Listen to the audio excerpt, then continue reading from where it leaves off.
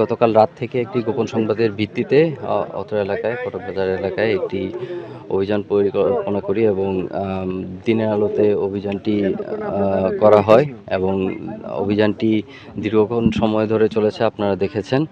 আম, একটি তথ্য ছিল, গোপন তথ্যের ভিত্তিতে আমরা এখানে অভিযান পরিচালনা করেছি। এখানে কিছু বিদেশি অস্ত্র পাওয়া গেছে এবং দেশীয় অস্ত্র পাওয়া গিয়েছে।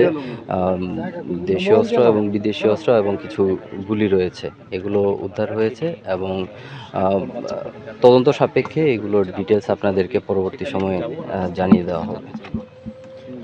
অ্যাকচুয়ালি নির্বাচনী সহিংসতার জন্যও হতে পারে।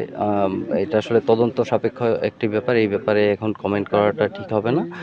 আম, ধারণা করা হচ্ছে যে কিছু অস্ত্র জেলখানাতে থেকেও লুট হয়ে থাকতে পারে, কারণ আসামিদের অস্ত্র জেলখানাতে ছিল, হতে পারে এরকম। এবং নির্বাচন কেন্দ্রিক কিনা এগুলো তদন্ত সাপেক্ষ ব্যাপার, সুতরাং তদন্তাধীন ব্যাপার নিয়ে কমেন্টটা করতে যাচ্ছি না।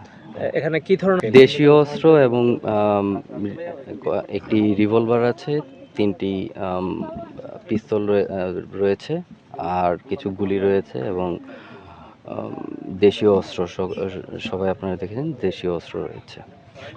তদন্তাধীন ব্যাপার তো, মানে এটা আমরা তদন্ত করে ফাইনালি আপনাদের জানাতে পারবো যে এটা কি আসলে কোনো নাশকতার জন্য করা হয়েছে কিনা। আমরা একটি গোপন সংবাদ পেয়েছিলাম, সেটার ভিত্তিতে আমরা একটি অভিযান পরিচালনা করেছি, সেখানে আমরা এই জিনিসগুলো পেয়েছি আসলে।